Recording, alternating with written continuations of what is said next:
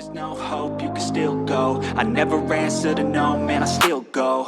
Hey guys, welcome back once again to Niagara Fire Corals. Stick around, today we're adding sand back into the 270. Go, go, go, go, go, go, go, go, go, go, go, yeah, go, go. Even when you feel low, you can still go. Even when you feel slow, you can still go. Even when there's no hope, you can still go. I never answer to no, man, I still go, go. Make sure if you guys enjoyed this content and you want to help support the channel, that you hit that like and subscribe button below. It really helps me in bringing this content to you. Alright guys, so we're in the sump room now. I'm going to take you guys through some of the things you're going to need for doing this project. The sand of choice that I've decided to use, it actually was the CaribSea. This doesn't have a big tag on it, but these smaller bags, they're 15-pound bags. It is the special grade reef sand. That is the stuff that I prefer to use.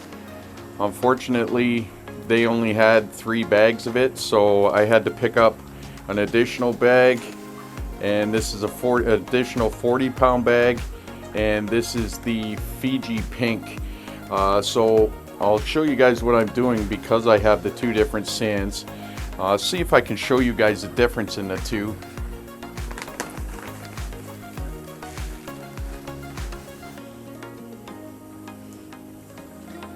Let's see if I can get this to zoom on here or focus. So this would be your special grade reef sand. You can see it's a little coarser, and that's the reason I want it. This one, it's not as likely to blow around in your tank. And the Fiji pink is just slightly finer, but it is finer. You can see there, it is slightly finer than the special grade.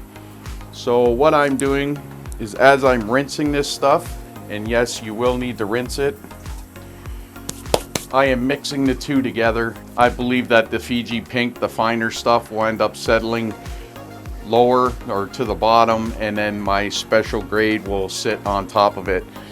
So these are the sands I'm going to put in the tank. Again, I ordered 3 15-pound bags of the special grade and a 40-pound bag of the Fiji pink. That's how much sand we're going to end up most likely putting into the tank. I do want to only keep it a shallow sand bed, maybe 3/4 of an inch to an inch in total. Besides the sand, of course, you're going to need your coffee, because this is going to take a while. Down here, this is a bucket.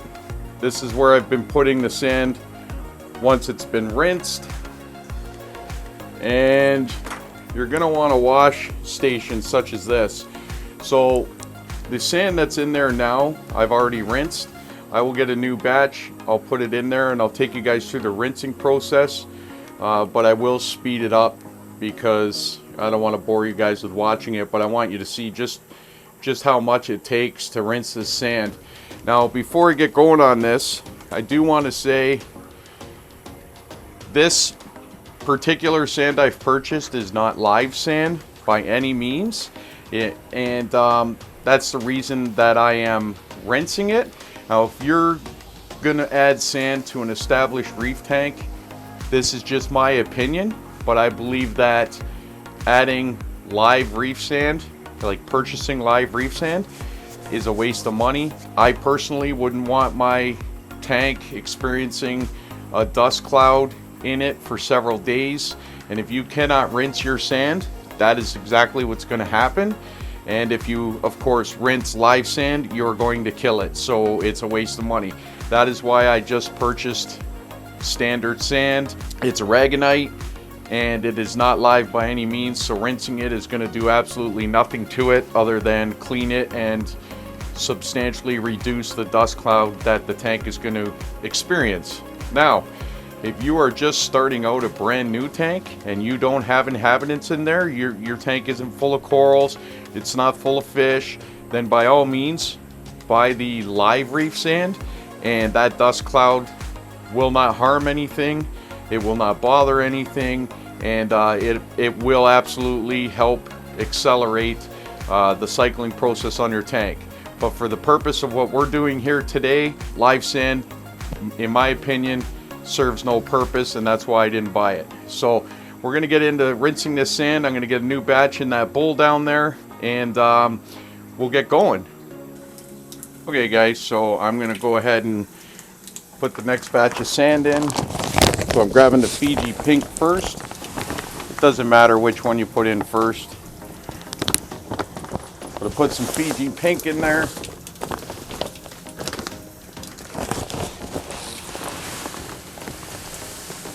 And then the special grade reef sand in there. So as much as this looks clean, by no means is it clean, and I'm going to show you guys that right now.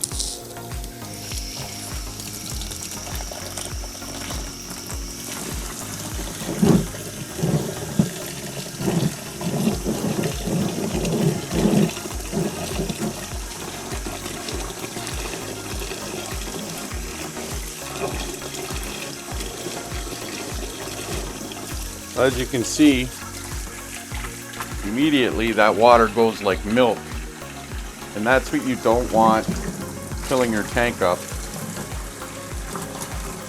There is a little bit of debris in there, nothing that I think you would have to worry about. What's more concerning is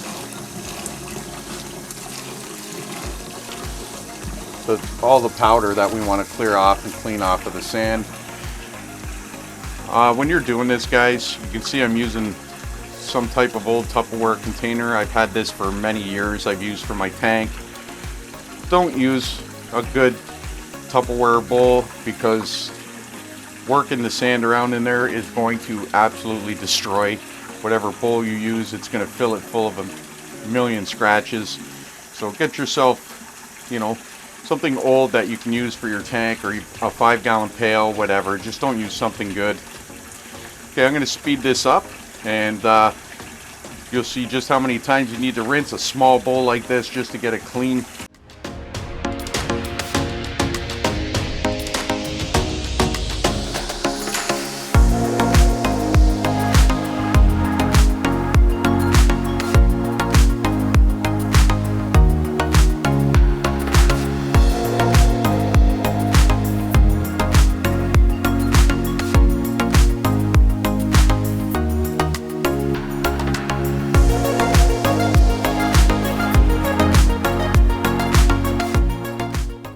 Okay guys, so as you can see, it takes a pretty excessive amount of rinsing to get this stuff clean. It's completely up to you. Obviously, the more time you put into it here, the less impact it's going to have on your tank when it comes to clouding it up, and how long it's going to take for your tank to become clear again.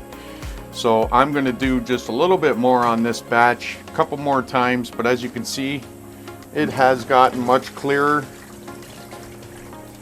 I'll probably rinse it once or twice more just to make sure, and then I'll do another batch. And I keep doing this, and I'm going to continue to do this until I have all this sand cleaned. To me, it's worth it in the long run, so I'm willing to spend the time to do it. Okay guys, we're just about ready to start putting some of the sand back in the tank. I just wanted to show you how crystal clear the tank is before I start. I mean, it's absolutely crystal clear.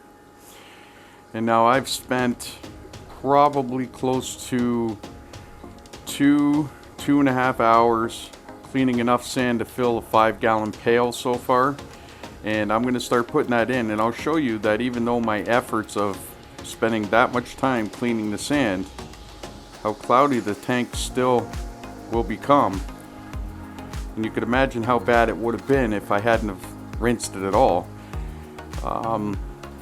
Although it will get cloudy, I think that my Reef Mat 1200 will make short work of it, and the tank will be cleared back up within a few hours.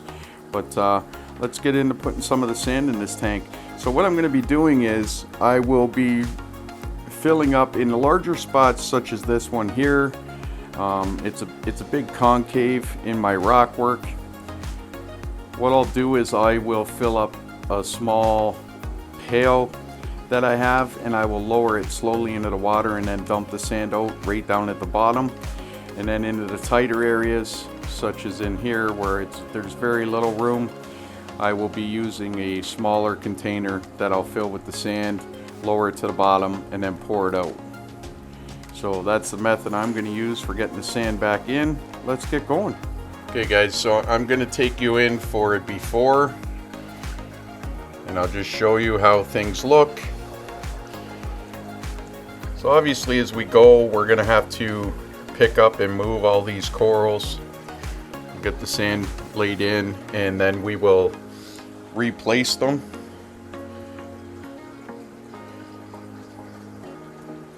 But I just I miss that sand look, and I'm really looking forward to getting it back. So we will we'll start putting that sand in here momentarily. Okay, so this is a before, and we'll start getting the sand in now, and we'll have a look after.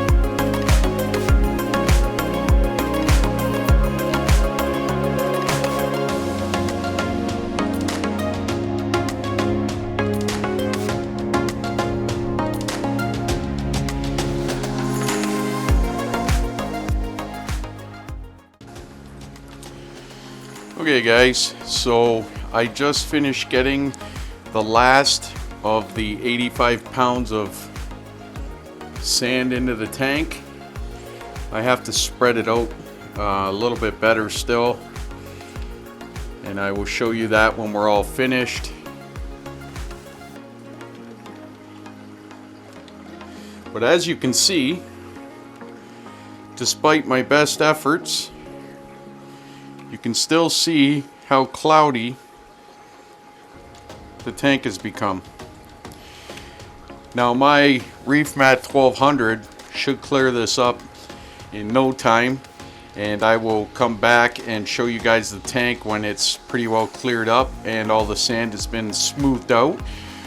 But 85 pounds pretty well covered the whole tank with a good solid at least an inch thick sand. I even ended up putting a bunch of sand in the back, which I didn't think I was going to have enough for, but turns out I did.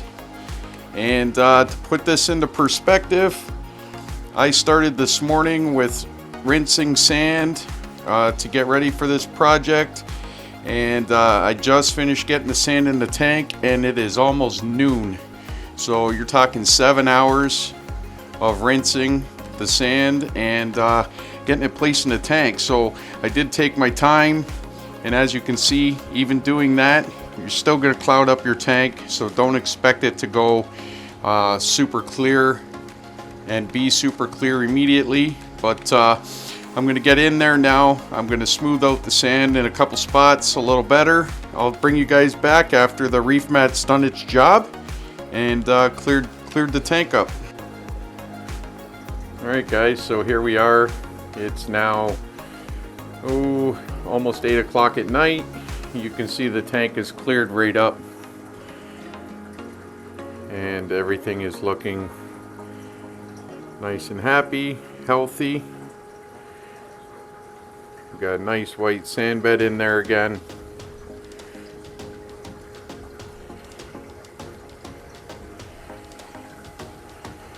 And I think it looks great.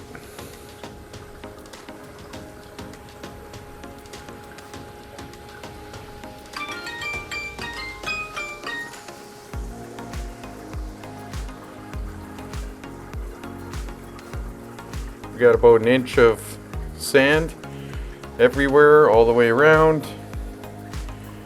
And that's what I said earlier. I had 85 pounds or 80 pounds, but I actually had 100 pounds. So that's what 100 pounds of sand will get you in a 270.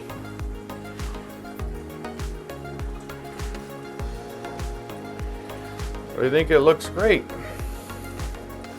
Well, that's going to be it for today, guys. I hope you enjoyed. I hope this helps you if you decide to put sand in your tank after it's matured. So until the next time, make sure you take care and happy reefing.